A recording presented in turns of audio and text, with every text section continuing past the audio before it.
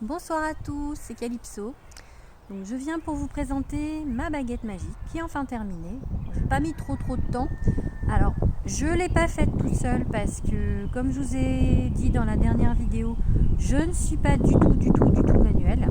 Donc les idées sont de moi, mais j'ai eu de l'aide parce que j'arrivais pas. Et déjà en plus moi c'est gravé à la graveuse laser et du coup je ne sais pas l'utiliser. Et pour accrocher l'améthyste c'est pareil, je galérais trop, du coup j'ai demandé. Bref, donc je vous explique ce que j'ai fait. Alors ça c'est moi qui ai fait par contre. Donc j'ai collé la petite cordelette de jute pour faire une poignée. Donc pour tenir quoi. Je trouve ça plutôt esthétique et sympa. Ensuite j'ai demandé du coup à ce qu'on me grave un pentacle. Je sais pas si on le voit là. Je le mets. Alors un petit pentacle. Ouais, un peu flou. Voilà sur le dessus de la baguette magique. Parce qu'en fait, comme je vous ai dit l'autre fois, moi je suis très dans le ressenti, je suis beaucoup dans l'intuition en fait, contrairement aux cartésiens qui vont plutôt être dans la réflexion, réfléchir. Moi je fais tout à l'intuition, je fais tout au ressenti. Donc voilà, donc là sur la baguette en fait, il y a énormément de choses qui sont dans la protection. Parce que c'est ce que je ressens en fait que je dois. Je suis pas non plus parano, hein, mais que il vaut mieux être bien protégé quand on utilise la magie, et du coup, je veux me protéger. Du coup, j'ai vraiment choisi des choses protectrices. Donc, le pentacle, ça fait vraiment partie déjà du coup donc de la protection. C'est un symbole protecteur. Donc voilà pourquoi j'ai gravé un pentacle. Ensuite, j'ai mis du coup des plumes comme je vous avais indiqué. Alors à la base, je voulais les laisser pendre, prendre la petite corde de cuir là qui est là. Je voulais la laisser pendre et je voulais que les plumes en fait elles pendent au bout, mais ça faisait pas joli. Du coup, j'ai choisi plutôt de les attacher autour. Et ça fait un petit rappel divin, protection, ange gardien. Donc je trouvais le symbole très sympa. Je suis vraiment dans tout, dans la symbolique. Donc même si je marche à l'intuition, si je fais les choses comme je le sens, elles sont pas faites au hasard en fait. C'est quand même réfléchi. Donc il y a un sens à ce que j'ai voulu faire. Donc ensuite, je vais vous parler donc des runes. Donc j'ai pris des notes. Alors j'espère que ça va aller parce que je vais peut-être un peu lire. Et du coup là j'ai quand même un peu préparé parce que je connais pas tout par cœur. Donc voilà, j'ai choisi cette rune là. La première, je vous la montre. Hop. Alors, il s'agit de Iwar ou Elaz. Alors pour la symbolique, c'est une rune de protection, c'est la rune de protection la plus puissante. Je vous ai dit, je suis vraiment dans la protection, donc j'ai choisi cette rune parce qu'elle est protectrice. Elle attire l'énergie positive et c'est un puissant bouclier contre le négatif quand on l'utilise en magie. Donc sur une baguette magique, c'est plutôt pas mal. Si vous voulez d'ailleurs, pour ce symbole de rune, vous pouvez même le porter au quotidien comme talisman en protection. En divination, c'est une rune liée à l'amour quand elle est à l'endroit. En fait, toutes les runes là, je les ai mises à l'endroit, donc je ne vais pas vous le dire à chaque fois, mais donc la signification en divination, c'est forcément quand les runes sont à l'endroit. Donc elle annonce une liaison sentimentale forte, fondée sur l'amitié et la confiance. Donc voilà, donc pour moi c'est important. C'est un symbole important, donc j'avais voulu déjà pour la protection, donc en symbole et en divination, je trouve ça sympa.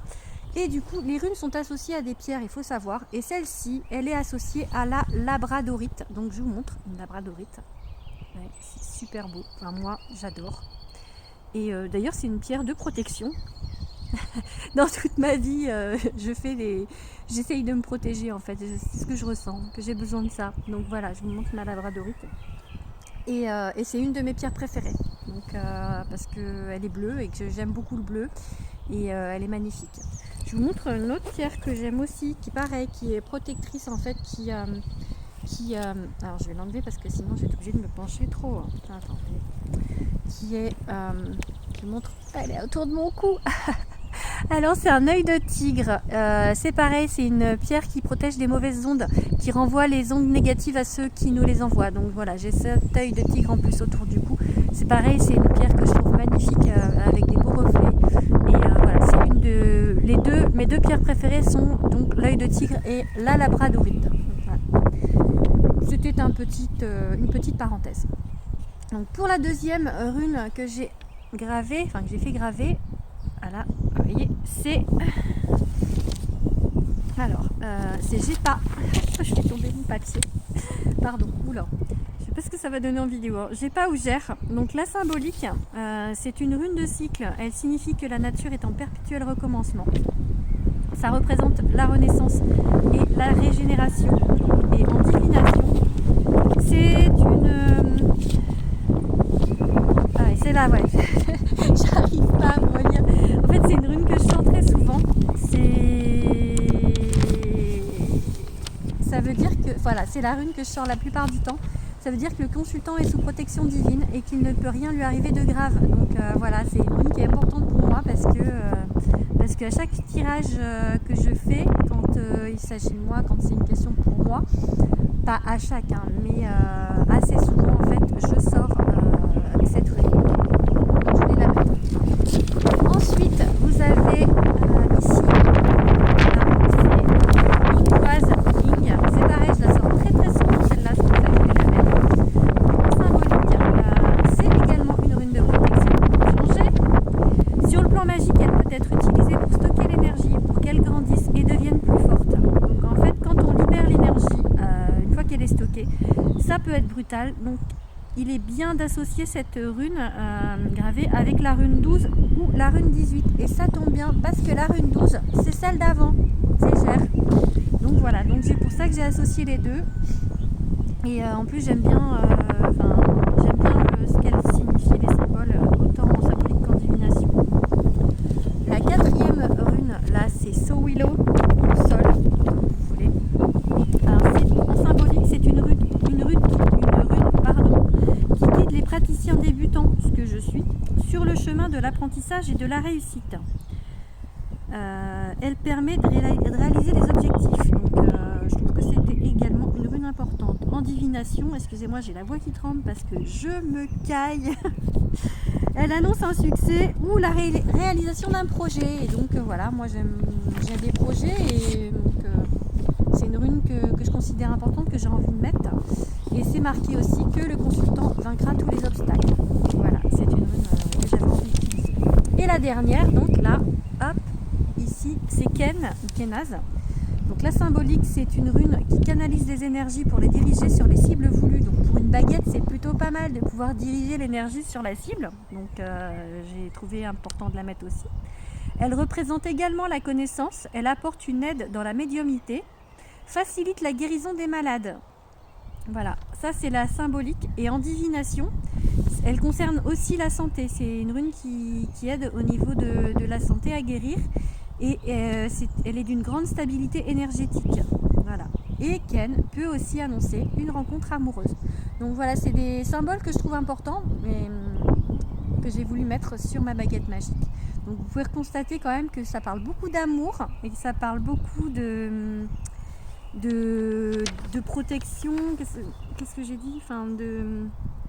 Ah pardon, j'ai perdu mon mot. Enfin, de santé, voilà, ça parle de santé et d'amour en fait dans les grandes lignes. Il n'y a rien sur l'argent, alors ça ne veut pas dire que l'argent ne m'intéresse pas, mais c'est vrai que ça m'intéresse moins. Mais donc voilà, j'ai pas choisi de runes qui symbolisent la richesse ou quoi, mais ça m'intéressait pas de les mettre sur la baguette. Voilà, je pouvais préférer privilégier l'amour et la santé. Et je tremble, vous imaginez même pas à quel point en plus je suis en jupe, alors j'ai hyper froid. Bon bref, j'espère que j'ai pas la voix qui tremble trop. Alors, je vais essayer de finir assez rapidement, en plus j'en suis déjà à 9 minutes. Ensuite, voilà, vous pouvez constater l'améthyste que je vous ai montré l'autre fois avec le petit bout blanc. Donc, alors j'ai voulu faire, j'avais vu sur un site en fait une dame qui fait des bijoux et qui fabrique l'arbre de vie. Donc l'arbre de vie, c'est Yggdrasil, C'est aussi associé aux runes en fait, à la divination. Et du coup je voulais qu'on me fasse un arbre de vie. Bon, il a un peu foiré l'arbre de vie, mais il y a l'idée quand même. Voilà, alors ça fait un tronc en principe torsadé avec les branches qui partent. Voilà, donc c'était censé être ça, mais bon, j'aurais pas fait mieux. Alors bon, je vais pas râler, hein, c'est déjà pas moi qui l'ai fait, donc voilà, voilà. Donc c'était, je pense que c'est tout. Voilà la présentation de ma baguette magique. J'espère qu'elle vous plaît. En tout cas, moi je la trouve jolie. Maintenant, j'ai plus qu'à apprendre à m'en servir. Je pense que ça va être tout pour ce soir parce que vraiment, vraiment, vraiment, vraiment, j'ai super froid. Je sais que j'arrête pas de vous le dire.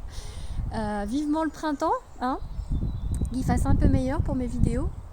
Et donc je vous souhaite une bonne soirée et je vous dis à demain ou après-demain selon si j'ai le temps ou pas de faire quelque chose. Voilà, à bientôt!